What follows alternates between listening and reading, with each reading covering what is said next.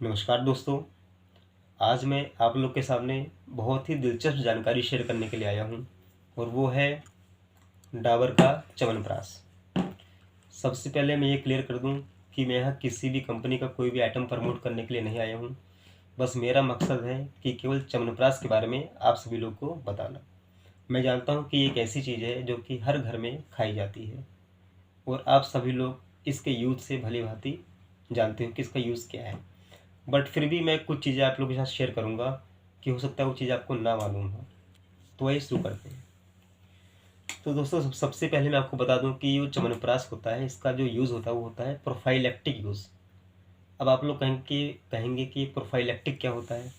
तो आइए इसको ऐसे समझते हैं।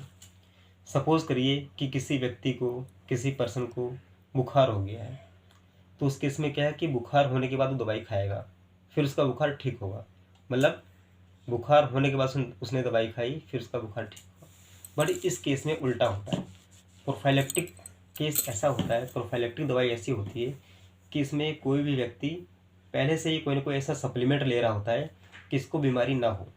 ये एक प्रिवेंटिव मेजर होता है किसी भी बीमारी को रोकने के लिए। मतलब आपको कोई बीमारी ना हो इसलिए आप पहले से ही कोई ना कोई सप्लीमेंट ले रहे हो। ये केस होता है प्रोफाइलैक्टिक। ये आई थिंक क्लियर हो गया होगा। अब देखते हैं कि इसकी ओरिजिन कहाँ से इसकी उत्पत्ति हुई। तो दोस्तों मैं आपको बता दूं कि जो च्यवनप्राश है ये दो वर्डों से मिलकर बना है। च्यवन अलग है, प्राश अलग है। च्यवन जो है एक ऋषि का नाम है। ये औषधि सबसे पहले च्यवन नामक ऋषि को खिलाई गई थी बना के। और प्राश का मतलब होता है कोई भी स्पेशली प्रिपेयर्ड फूड। तो ये जो च्यवन ऋषि थे इनको ये औषधि कहाँ से मिली इसके बारे में आपको बताता हूँ। दोस्तों ये जो औषधि है ये बहुत ही प्राचीन काल से बनती हुई आ रही है। ये महाभारत और रामायण काल से ये औषधि बनती आ रही है।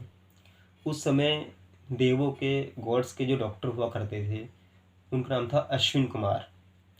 अश्विन कुमार ने सबसे पहले ये औषधि बनाकर खिलाई थी ऋषि च्यवन को कि वो जवान दिखें, उनकी कार्य क्षमता बढ़े, उनकी कमजोरी दूर हो। और जब उनको ये औषधि खिलाई गई तो वास्तव में बहुत ही अच्छा रिजल्ट पाया गया और उसके बाद इस औषधि का नाम पड़ गया च्यवनप्राश।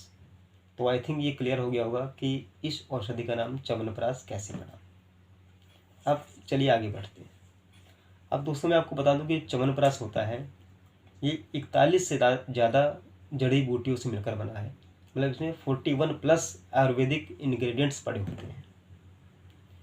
ये बात होगी। अब दूसरी देखते हैं कि इसका जो है काम क्या है। फिर इसका सबसे बड़ा काम होता है आपका ये इम्यूनिटी बूस्टर होता है। आपके इम्यून सिस्टम को मजबूत करता है कि जब आपका इम्यून सिस्टम मजबूत हो जाएगा तो आप किसी भी बीमारी से लड़ सकते हो। दूसरा, आपका ये डाइजेशन प्रॉपर करता है, मेटाबॉलिज्म ठीक करता है। और इसमें आंवला पड़ा होता है इसलिए ये बहुत ही अच्छा एंटीऑक्सीडेंट्स होता है। आपके हार्ट के लिए, आपका रेस्पिरेटरी सिस्टम के लिए एक बहुत ही अच्छी औषधि है। अब देखते हैं इसकी डोज क्या है।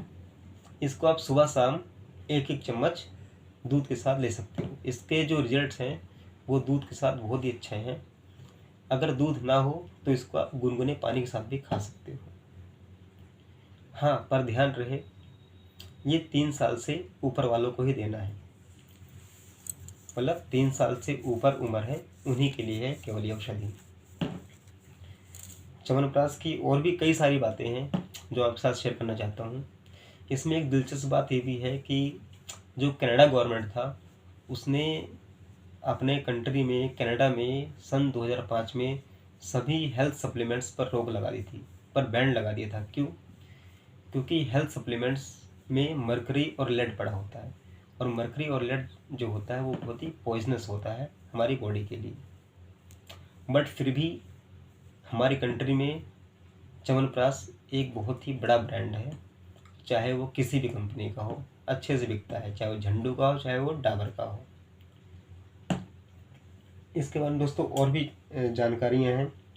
बट इसके लिए एक चीज़ और है कि जो शुगर के पेशेंट्स हैं उनको ये रिकमेंड नहीं करेंगे।